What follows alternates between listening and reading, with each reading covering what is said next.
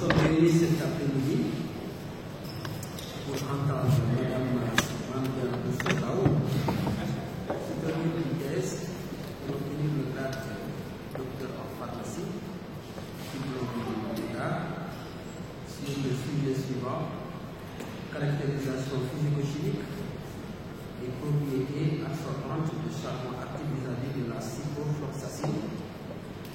Alors, Mamdia, vous avez été dirigé par le professeur Moumoubaté, qui m'a fait le thèse, avec le docteur Arona Kirera.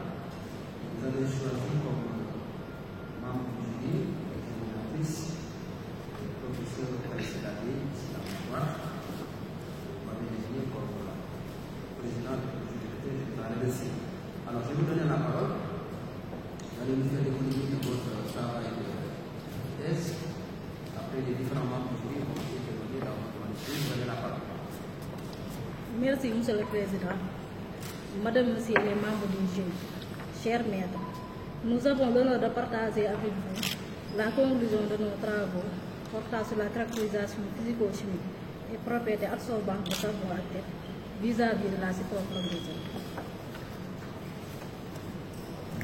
Dans le cadre de la prise en charge des intoxications alimentaires, plusieurs prescriptions médicales ont permis de relever l'association fréquente d'antibiotiques comme l'amoxicilline, le métronidazole et le charbon actif. Cependant, dans cette association, des interactions sont possibles entre molécules d'antibiotiques et charbon actif, ce qui pourrait être à l'origine d'une diminution de la biodisponibilité du médicament qui arrive dans la circulation générale et par conséquent entraîner un sous-dosage avec des risques thérapeutiques. C'est dans cette optique que cette étude a été initiée afin d'étudier l'absorption de la ciprofloxacine sur des charbons actifs ainsi que les facteurs pouvant influencer cette interaction. Ainsi, l'objectif général de cette étude est de contribuer à une meilleure prise en charge des intoxications alimentaires. Pour cela, plusieurs méthodes ont été utilisées pour la caractérisation physico-chimique et l'évaluation de la capacité d'absorption de la ciprofloxacine sur des charbons actifs. La caractérisation physico-chimique des charbons avait montré les résultats suivants: pH 2,1 pour le charbon préparé et pH 7,8 charbon commercial. La conductivité électrique 6,6 cm par mètre charbon commercial et 0,4 charbon préparé. Taux d'humidité 1,72% charbon commercial et 1,06% charbon préparé. Les teneurs ensemble 1,5% charbon commercial et de 1,6% charbon préparé. Cependant, le phénomène d'absorption peut être influencé par plusieurs facteurs, parmi lesquels la température, le temps de contact, la présence de co-absorbants, la dose d'absorbant, le pH du milieu réactionnel, la concentration d'absorbant, la vitesse de sédation, etc.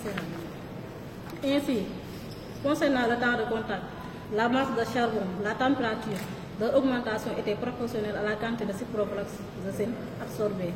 L'augmentation de la dose de charbon était également proportionnelle à la capacité d'absorption, due à une meilleure disponibilité de site actif. Cependant, une augmentation de la concentration initiale de ciprofloxacine entraînait une diminution de la capacité d'absorption des charbons. En effet, une dose importante de ciprofloxacine peut entraîner la formation d'amas ou une saturation des sites pouvant limiter la capacité d'absorption.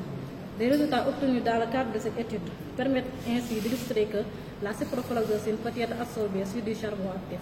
Par conséquent, dans le traitement des intoxications alimentaires, la prise simultanée d'antibiotiques comme la ciprofloxacine et de charbon actif serait déconseillée. Cela pourrait entraîner une diminution de la biodisponibilité des médicaments et par conséquent à une inefficacité des traitements. Par ailleurs, ce fort pouvoir de la capacité d'absorption du charbon actif pourrait également être une solution dans la protection de l'environnement afin de réduire les risques de médicaments, notamment la ciprofloxacine, dans les eaux usées. Ce travail est ainsi prometteur car il permet d'ouvrir des perspectives visant à mener des recherches dans le sens de la valorisation des résidus végétaux naturels qui sont disponibles et accessibles, pouvant être utilisés pour préparer des charbons actifs qui pourraient être appliqués dans plusieurs domaines, comme l'élimination des pesticides et contribution à la réduction de leur impact sur les eaux usées et l'environnement, comme éliminer les résidus de médicaments dans les eaux usées, récupération de solvants volatiles en tenue. Merci, Monsieur le Président. Alors, je vous remercie. Nous allons permettre aux différents membres du jury manuscrit. Donc, vous voyez en note les différentes demandes de signification qui étaient dans le manuscrit. Donc, je vais passer la parole d'abord à maître juge qui a tenu cette thèse, le professeur Barnier, qui est professeur de chimie physique, qui vient de réussir Myanmar, la relation de médecine, pharmacie et technologie qui s'est déroulée à Conakry récemment. Je vais aller dans la parole, car c'est la première fois que nous siégeons ensemble dans le groupe de thèse.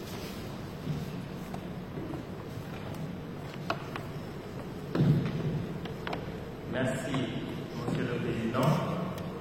Merci à Mme Diarra, son homme, de m'avoir donné l'occasion rigoureuse, très généreuse, mais également c'est ce qui fait que certains étudiants ont tendance à l'éviter, même dans le cadre des soutenances de thèse ou même pour prendre des sujets de thèse. Cela est dû à sa rigueur et également sa qualité de perfectionniste. Donc, quand vous travaillez avec lui, vous avez l'impression qu'il aime vous fatiguer, mais ce n'est pas cela, c'est la qualité du travail qui compte pour lui. Donc, nous qui nous sommes rapprochés de lui, on en sait quelque chose, et ce qui fait que si vous accomplissez un travail avec lui, à la fin, vous serez satisfait de ce que vous avez fait en tout cas. Donc, ça sera un travail de haute qualité.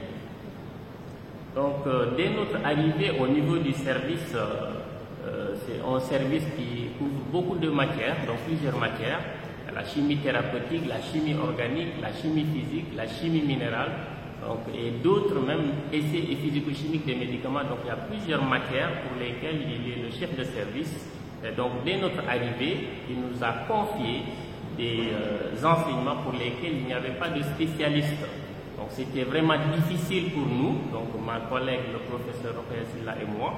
Donc il nous avait confié ces enseignements et donc nous a encadrés, nous a accompagnés jusqu'à ce stade où nous sommes aujourd'hui. Donc parce qu'auparavant ces matières étaient enseignées par des professeurs venant d'autres établissements, mais aujourd'hui grâce à sa vision et ses qualités de grand manager, il a pu remédier à cela en nous encadrant et nous accompagnant jusqu'à ce stade aujourd'hui. Donc avec cela, la faculté n'aura plus besoin d'aller chercher des enseignants ailleurs grâce vraiment à sa vision. Donc nous avons beaucoup appris à ses côtés et continuons à bénéficier de son encadrement et de son expérience. Donc nous voudrions profiter de cette occasion pour vraiment le remercier et de le témoigner toute notre gratitude et notre reconnaissance. Et également nous formulons à son endroit pour qu'Allah lui donne une santé et une longue vie pour que nous continuions à bénéficier de son expérience. Donc, cher maître, soyez-en remerciés. Concernant le professeur Rokhaya Sylla, elle également c'est une collègue, une amie et une grande sœur. Comme je l'ai expliqué précédemment, on a partagé beaucoup de réalités ensemble du fait que nous étions tous des personnes qui avaient épousé des matières où il n'y avait pas de spécialistes. Donc on comptait uniquement sur notre chef donc, qui nous accompagnait et qui nous conseillait. Donc c'est une personne également très disponible et très sociale. Moi je n'hésitais pas à me rendre vers elle pour discuter de certains sujets.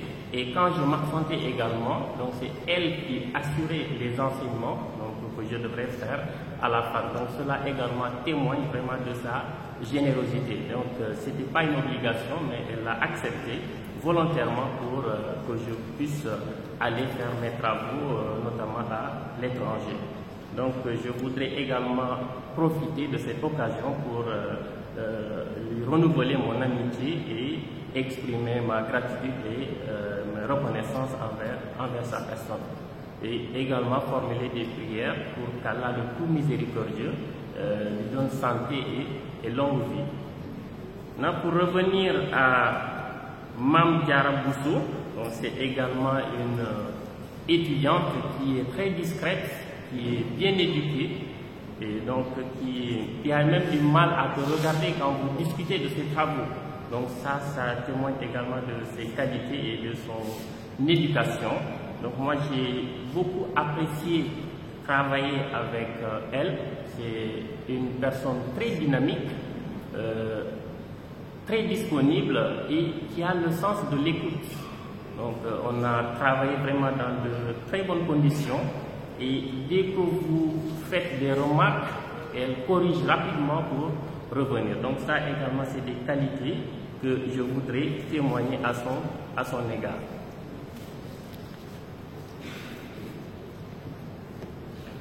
Donc, comme on ne peut pas être juge et partie, donc nous avons fait le travail ensemble, nous nous soumettons aux remarques et suggestions qui seront faites pour apporter des corrections et contribuer donc à l'amélioration du document final.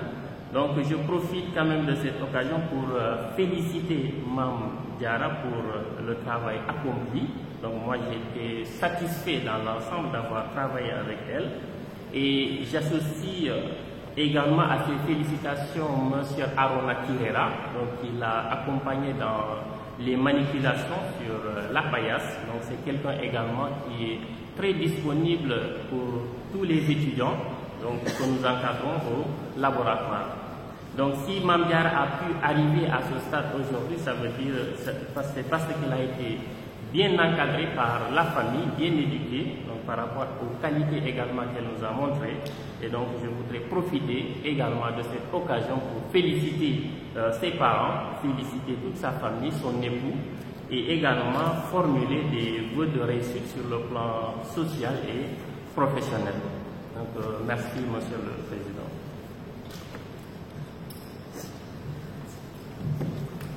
Je vous remercie, Dr. Balde. Alors, Mme Diara, je crois que M. Balde n'a pas posé de questions par rapport au travail de thèse. Vous aurez à prendre quand même les autres interviendront pour permettre de mieux présenter le manuscrit. Je vais vous donner la parole. Merci, M. le Président. Et à notre jury.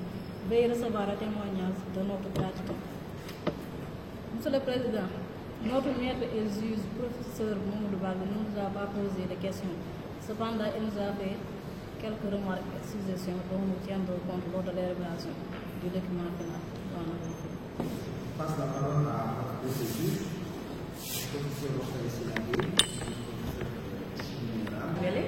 Comme l'a dit professeur Balde, professeur titulaire, les professeurs titulaires chimie thérapeutique, éminent scientifique. Et si je suis là aujourd'hui, je le lui dois. C'est lui qui a accepté de me prendre dans son service et de me confier, et il m'a confié la chimie minérale. Donc vraiment, je profite de cette occasion pour lui formuler toute ma disponibilité et mon éternelle reconnaissance et formuler à son endroit des prières pour une santé d'or et une pleine réussite.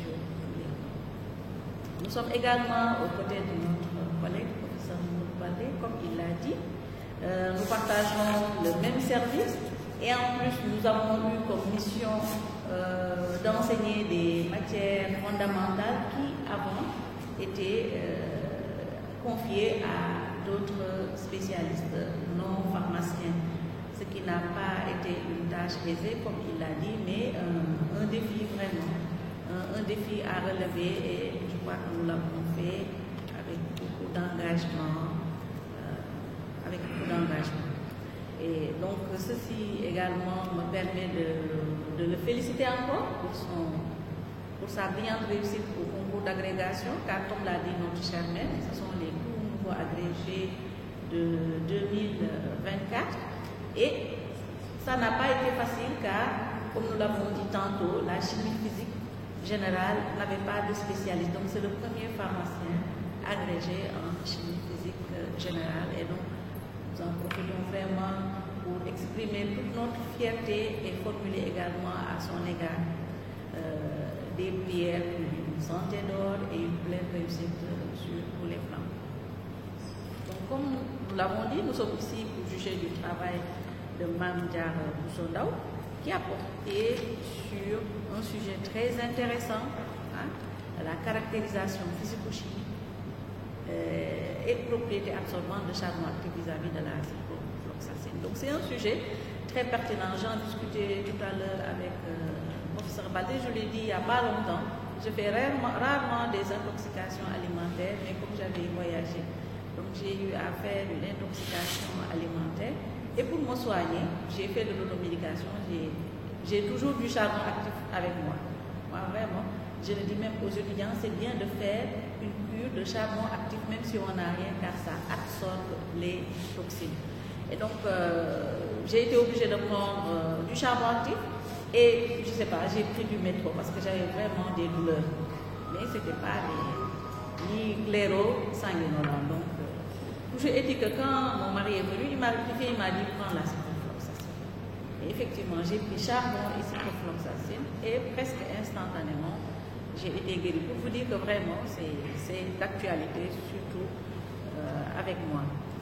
Et j'ai beaucoup appris en lisant nos documents, notamment sur les rappels bibliographiques avec les charbons actifs et surtout la partie travail personnel. La partie travail personnel que beaucoup d'étudiants rechignent, ce qui montre vraiment votre degré d'engagement. Et les remarques que nous allons faire, comme on a l'habitude de le dire, les remarques que nous ferons vont aller dans le sens de parfaire ce document. Car comme je l'ai déjà dit, j'ai beaucoup appris ces travaux-là. Et donc la première remarque que je ferai, c'est par rapport à la page de garde. J'ai vu que vous avez mis co-directeur, donc je parle sous l'autorisation du maître, mais je crois que normalement, le professeur Baldé maintenant peut être le directeur de l'ES et enlever co-directeur. Ensuite, concernant le plan, et là c'est mon humble avis, je trouve que par rapport à la revue bibliographique, c'était plus pertinent de commencer par l'absorption avant de parler des charbons actifs. Car quand on parle des charbons actifs, on parle de l'absorption. Donc ce qui fait qu'il y a des risques de redondance. Et toujours, selon mon humble avis, le premier paragraphe, je dirais, le grand 1 qui porte sur généralité sur les médicaments, moi je trouve que ça n'a pas trop sa raison d'être ici. Il s'agit d'une thèse en chimie physique. Donc il y avait vraiment beaucoup de rappels qu'on pouvait faire sur l'absorption, sur les charbons actifs et surtout la ciprofloxacine. Au lieu de rester dans le cadre global, vous avez utilisé la ciprofloxacine, mais vous n'en avez presque pas parlé. Même au niveau de l'introduction, et ça c'est quelque chose que j'ai noté, vous n'avez pas parlé. Vous avez cité d'antibiotiques et sauté l'antibiotique principal avec lequel vous avez travaillé. Ensuite, si on va à la page 11 jusqu'à la page 13, donc vous avez parlé des différentes formes de charbon actif. Et à un moment, surtout à la page 11, au tout début, origine minérale, vous avez parlé, vous avez dit deuxième phrase comme le charbon minéral, oui, résidu de pétrole, coke. Donc nous, selon notre spécialité, on retient que le coke, c'est une forme amorphe de carbone. Et donc les charbons sont des formes amorphes de carbone. Car vous savez qu'il y a des formes à côté, des formes cristallines, comme le diamant, le graphite, c'est-à-dire le bout du crayon ou les furènes. Donc les formes amorphes du carbone, vous avez ces charbons-là. Et le coke est une forme amorphe de carbone qui provient de la pyrogénation de la houille. Si vous vous rappelez vos cours de deuxième année, je sais que ça remonte à longtemps, mais le coke est une forme amorphe qui provient. Donc vous ne pouvez pas mettre houille résidu coke, puisque coke est une forme amorphe, mais houille, je ne pense pas. Ça vient, c'est quand on fait une pyrogénation de la houille qu'on obtient le coke. Et ensuite, toujours par rapport à ces différentes formes amorphes, quand vous faites la pyrogénation de la houille, vous obtenez le coke qui est une forme amorphe. Et quand vous faites une pyrogénation des os, du sang, des matières animales, on obtient une forme qu'on appelle le noir animal. Et ensuite, vous avez maintenant le bois. Quand vous faites une pyrogénation du bois, on obtient ce qu'on appelle le charbon de bois. Et enfin, quand on fait une pyrogénation du sucre, on obtient du carbone qui est presque pur. Hein? Donc, il faudrait peut-être revenir là-dessus. Et toujours par rapport à ces différentes formes de charbon, il y a le noir animal qui sert à absorber les colorants. Et ce qu'on appelle le charbon actif, lui, il sert plus à absorber les gaz. Hein? C'est pourquoi on utilise ça comme médicament pour les ballonnements, dans les diarrhées, etc. Et donc, toujours par rapport à ça, ces charbons-là, quand vous obtenez maintenant du charbon actif, vous l'activez, du charbon même, on peut dire, vous pouvez augmenter le degré d'activation par un traitement thermique. Et ce traitement thermique-là, en principe, il sert juste à augmenter la porosité. Car c'est avec ces pores-là qu'ils sont capables d'absorber les gaz ou les colonnes. Et donc, si on va... J'ai noté page 14, figure 4, oui, ça je crois qu'il y a eu une erreur au niveau de la numérotation, parce que si on va à la page 14, vous parlez de, je crois, figure 2, figure 1 même, selon le processus d'obtention, vous mettez un schéma et vous mettez figure 1 alors que vous l'avez numéroté 4, hein? Donc il faudra rectifier la numérotation et c'est ce qu'on retrouve également à la page 15. Hein? Et donc, à la page 14, vous parlez de carbonisation. Je vais y revenir dans la partie expérimentale, mais je crois qu'on peut carboniser, mais pour obtenir du charbon, on fait une pyrogénation, c'est-à-dire une combustion à l'abri de l'air. Et je ne sais pas où est-ce que vous habitez, mais si vous habitez un peu dans les contrées du professeur Baldé, vous savez que là-bas, on fabrique beaucoup de charbon. Et pour fabriquer du charbon, on met du bois, on met le feu, mais on recouvre. C'est-à-dire qu'on n'applique pas de l'air pour obtenir ce charbon-là.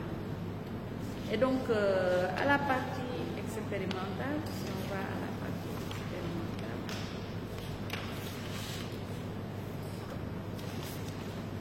à la page 26, donc il y a eu le cadre d'étude où vous ne citez que notre labo. Donc je vous demande, est-ce que tout a été mené dans notre labo? Est-ce qu'il n'y a pas eu l'apport du laboratoire de chimie analytique? Voilà, parce que quand il y a certaines manipulations, je sais que quand même, on n'est pas outillé. Ensuite, en matériel, tout le temps les étudiants mettent S. Je dis, même s'il y a beaucoup de matériel, c'est toujours matériel singulier. Hein? Et donc, au matériel végétal, ça aurait été bien de nous faire une photo. Hein? Une photo des graines de... Je crois que ça a été rectifié peut-être un peu plus tard, mais peut-être à ce niveau-là. Voilà, ça a été rectifié un peu plus tard à la page 30. Donc j'avais noté la remarque, mais après je... Ensuite, matériel technique, verrerie, petit matériel. Tout ça quand même. Singulier. Et tout à l'heure, pour les remarques aussi, j'avais oublié, à la partie abréviation. En général, vous mettez des unités, les formules chimiques. Je crois que ça, pour une thèse en chimie, on n'a pas besoin, surtout une thèse en pharmacie. Je crois que vous n'avez pas besoin de mettre ça en abréviation. Hein? À la liste des abréviations, c'est mieux de ne pas mettre les unités et les formules chimiques. Et toujours pour la partie expérimentale, donc je reviens à la partie expérimentale, quand vous listez matériel, tout ça, il faut mettre les marques des appareils. C'est extrêmement important. Surtout si, après, on veut publier, parce que selon la marque, il y a une limite de sensibilité, etc. Ça, votre directeur de thèse maîtrise bien. Donc, c'est important de mettre ça. Ensuite, à la page 31, j'ai mis pour vous. Quand vous posez, ce que vous avez là, c'est la masse. On est en chimie et non le poids. Et toujours à la page 31, vous mettez caractère acido-basique. moi j'aurais mis pH. Je parle sous le contrôle du chimiste-physicien, mais j'aurais mis pH plutôt que caractère acido-basique. Ensuite, et vous avez évalué la conductivité électrique. Et pourtant, vous dites dans la liste du matériel utilisé, électrique, vous mettez eau distillée. Donc je crois que c'est bien, normalement, je ne sais pas ce que vous avez utilisé, mais normalement ça aurait été mieux d'utiliser de l'eau bidistillée, pour vraiment élaguer au maximum tout ce qui est conductivité électrique. Et à la page 35, quatrième tiré, vous dites que la solution a été bien centrifugée, puis la concentration résiduelle a été récupérée. C'est bon, je vois, c'est ce qui reste. Mais est-ce qu'on peut parler de concentration résiduelle, hein? Donc c'est le résidu qui a été récupéré. Page 38, et c'est un peu par rapport au protocole que vous avez utilisé. Donc vous avez pris comme référence un charbon commercial. Quelles sont les caractéristiques de ce charbon commercial-là? Où est-ce que vous l'avez obtenu? Si c'est un médicament, quel type de médicament, ou bien, je ne sais pas. Donc on n'a pas vraiment toutes ces informations. Et même chose également pour la ciprofloxacine. Quelle ciprofloxacine avez-vous utilisé? Ça, c'est important pour cette étude-là.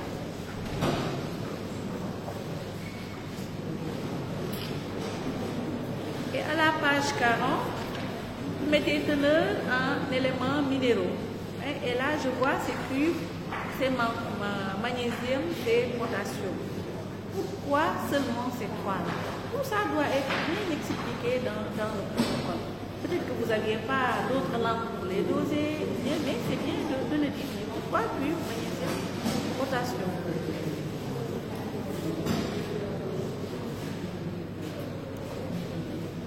Et donc, pour terminer les remarques, il y a eu les références bibliographiques. Et donc, au niveau des références bibliographiques, je crois que c'est la première même, vous parlez de EAL. Au niveau de la liste des références bibliographiques, il n'y a pas EAL. S'il y a X auteurs, vous mettez tous les auteurs. Oui, c'est le premier, vous mettez Abdallah EAL. Pas de EAL. EAL, c'est dans le manuscrit. Mais au niveau de la liste des références, vous mettez tous les noms. Hein. Et vraiment, comme j'ai l'habitude de le dire, pourquoi on ne cite pas les travaux locaux? Professeur Badé, vous-même, vous avez eu à mener une étude bibliographique sur les charbons et vous ne vous citez pas. Moi, je me dis, si vous ne vous citez pas, vous n'allez pas citer les autres. Mais je crois que quand même, c'est important qu'on cite nos travaux et c'est ce taux de citation-là qui nous permet d'avoir un bon classement au niveau des autres universités. Hein?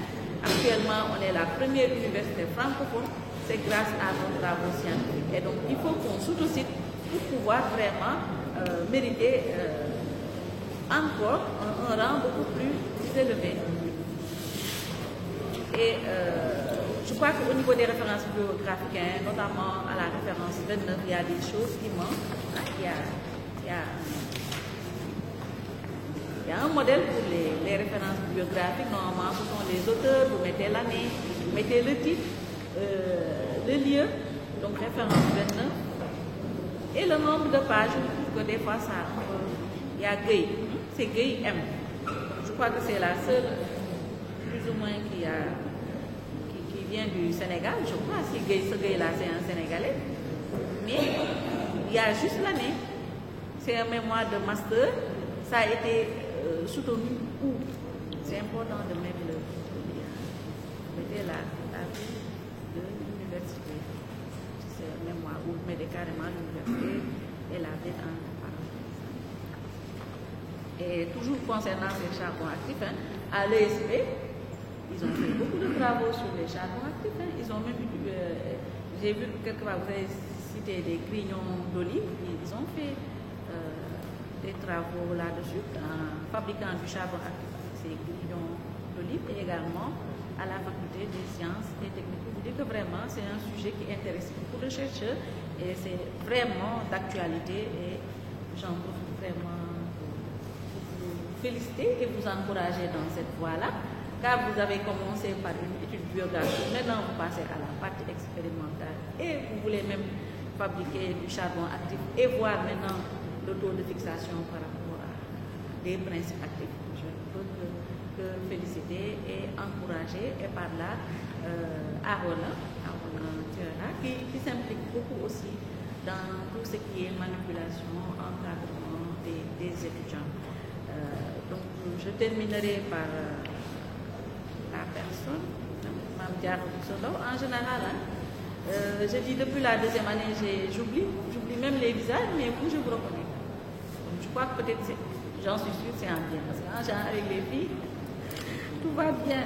Et donc, votre maître a dit que vous étiez poli, etc. Donc, je le rejoins, bien qu'on n'ait pas eu l'occasion d'échanger dans ce cadre-là. Et donc, nous vous félicitons. J'ai vu que vous avez fait des dédicaces à l'endroit de votre défunt père. Donc, nous formulons des prières à son égard, à vos parents, donc la maman, et également à votre mari et votre enfant.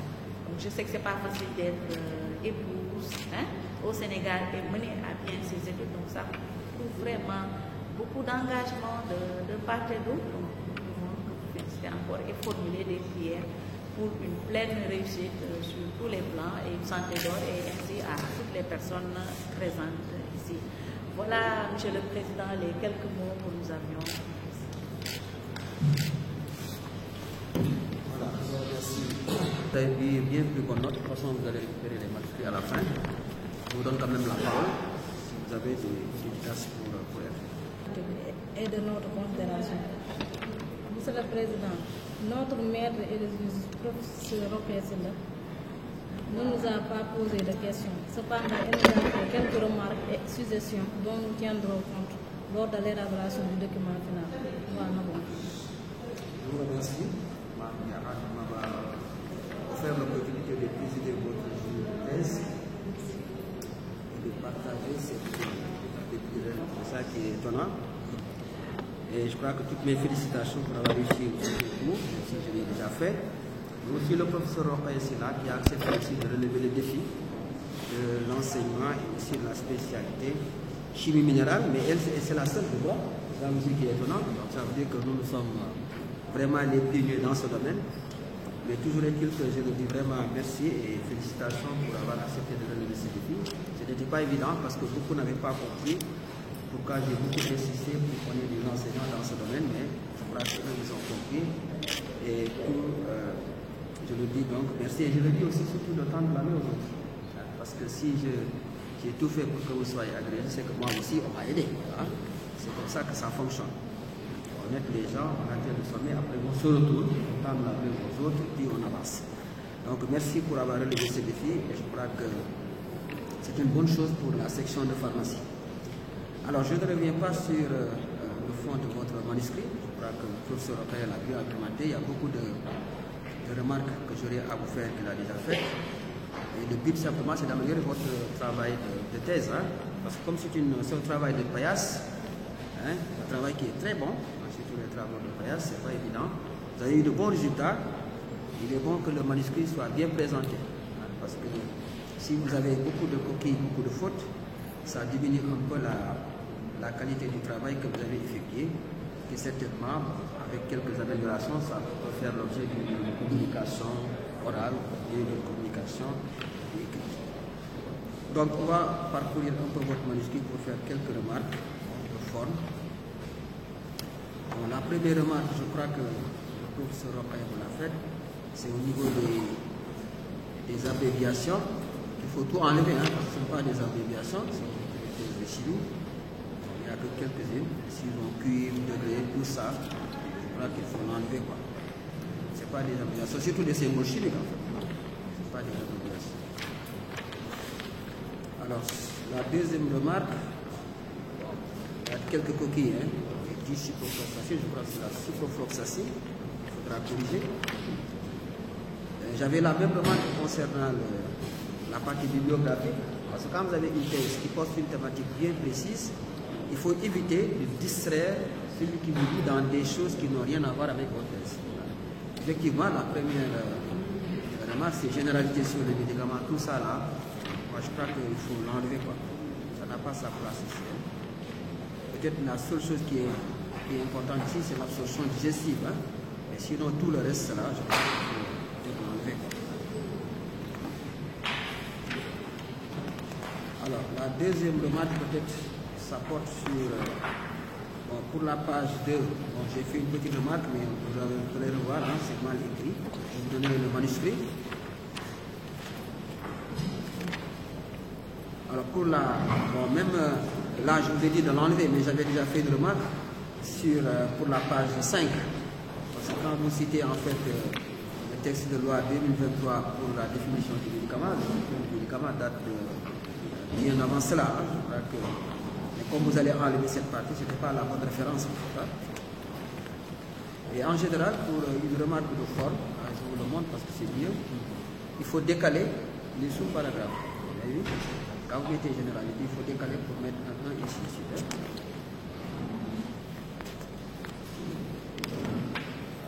Ici, sans passer. Alors, pour maintenant la page 9, ça, il y a un problème d'écriture. Hein. Vers la fin, l'utilisation d'un précurseur approprié est principalement conditionnée par sa disponibilité, son coût, bien qu'elle dépende également et principalement, je crois que c'est des principales, hein, des principales applications. Hein.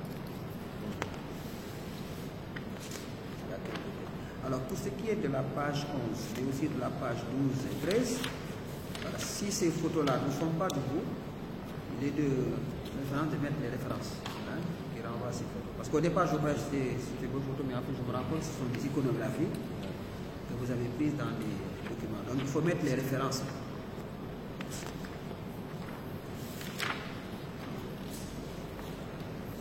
Donc, je ne reviens pas sur la remarque de l'eau distillée, ça, je l'avais déjà noté. Alors, pour la remarque de la page 27, c'était la même remarque, j'avais mis quelques photos concernant les graines, mais vous l'avez mis après vers la fin. Alors, pour ce qui est des verreries et petits matériels, en fait, si vous regardez la liste, vous avez un dessiccateur. Le dessiccateur n'est certainement pas un petit matériel. Donc, mieux vous mettre simplement verrerie et matériel. Hein. Le dessiccateur, c'est quelque chose de très impressionnant.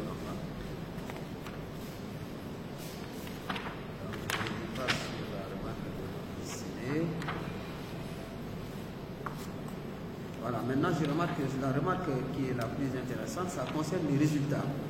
Quand vous avez une structuration de votre thèse, vous avez résultats et discussion. Il ne faut pas au niveau des résultats commencer à discuter ou à commenter vos résultats.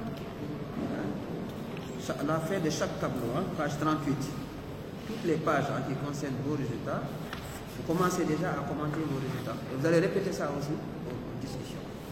Donc la page résultats, vous ne mettez que les résultats bruts. Et après, tout ce qui concerne le commentaire, vous le laissez à la page de discussion. Sinon, vous allez répéter la même chose. Même si ça paraît un peu bref, c'est ça. Vous mettez uniquement les résultats et vous les commentez à la fin. C'est ça qui est plus pertinent. Et en général, bon, pour ce genre de travaux, ces travaux de thèse, hein, que vous avez fait la paillasse, bon, comme ça concerne des produits qui sont utilisés couramment, il est aussi de coutume de mettre des recommandations, hein, par rapport à ceux qui les utilisent, hein, par rapport à ceux qui font de l'automédication ou autre, hein, pour qu'on sache qu'en fait, on ne doit pas faire, hein, ce que vous avez décrit dans votre travail. Les résultats montrent qu'il ne faut pas associer les deux. Hein. Donc il faut faire des recommandations pour ceux qui les utilisent. Hein. Et je ne reviens pas aussi sur les remarques concernant la biblio. En fait, comme le professeur Rokhaya a bien lu le manuscrit comme moi, pratiquement tout ce que j'avais à dire, il l'a déjà dit.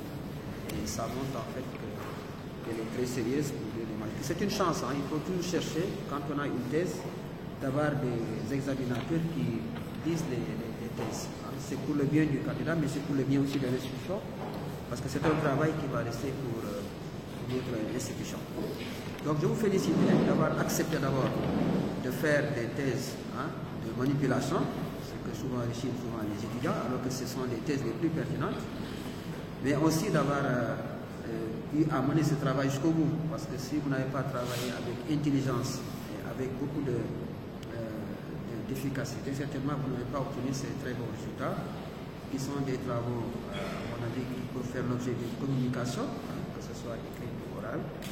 Et je profite de l'occasion pour féliciter ceux qui nous ont accompagnés, parce que je crois que le docteur Arona Tirara a fait un travail intéressant au niveau de la paillasse pour nous permettre de manipuler, ce qui est une chance pour vous, un pharmacien doit pouvoir manipuler.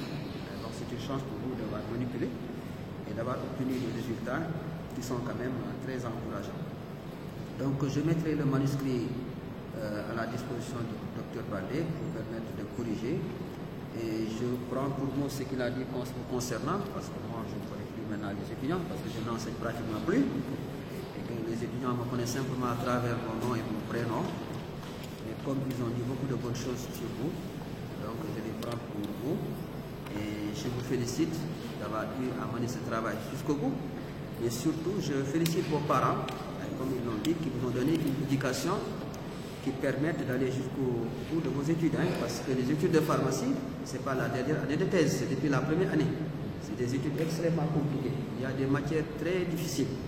Évidemment, si on n'a pas de capacités, et si on n'a pas une bonne éducation, certainement, on ne peut pas aller jusqu'au bout. Ce n'est pas en dernière année qu'on forme un pharmacien, c'est jusqu'à la 5e année. Étant entendu, la dernière année est une année où on apprend autre chose, parce que vous avez vu comment on travaille du point de vue de la recherche. Donc je vous félicite d'avoir eu à mener ce travail jusqu'au bout. C'est une bonne chose pour vous. Je félicite vos parents, je félicite toutes les bonnes personnes que vous avez citées dans vos différents remerciements. Et je vous souhaite une bonne carrière. Si aujourd'hui la profession de pharmacie est un peu saturée, j'espère que vous aurez la chance de vous insérer. Récemment, il y a à peine 3 jours, je crois que le ministère a dû mettre la main à la poche pour accompagner les pharmaciens. Dommage que vous n'avez pas fini avant ça, parce que sinon vous auriez pu faire partie de ce lot. Et j'espère que ce n'est que partie de mise, que vous aurez la chance aussi de pouvoir vous insérer dans le milieu professionnel.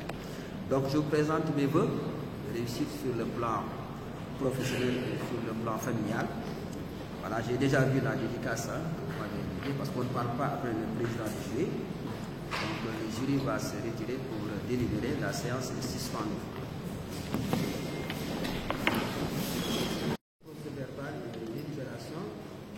Le président, madame et messieurs les membres du jury, après avoir entendu madame Mamdiara Ndao dans sa soutenance de thèse pour l'obtention du diplôme de docteur en pharmacie sur le sujet suivant: caractérisation physico-chimique et propriétés adformantes de charbon actif vis-à-vis de la ciprofloxacine, la déclarine est promue au grade de docteur en pharmacie et décide de lui attribuer une mention très honorable de félicitation du jury.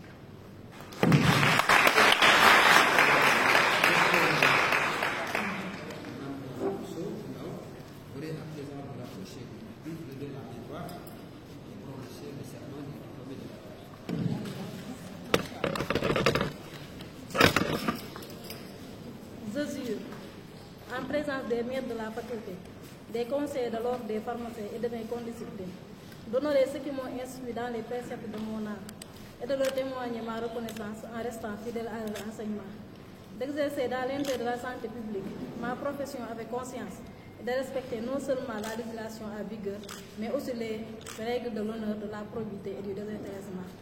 De ne jamais oublier ma responsabilité et mes devoirs envers le malade et sa dignité humaine.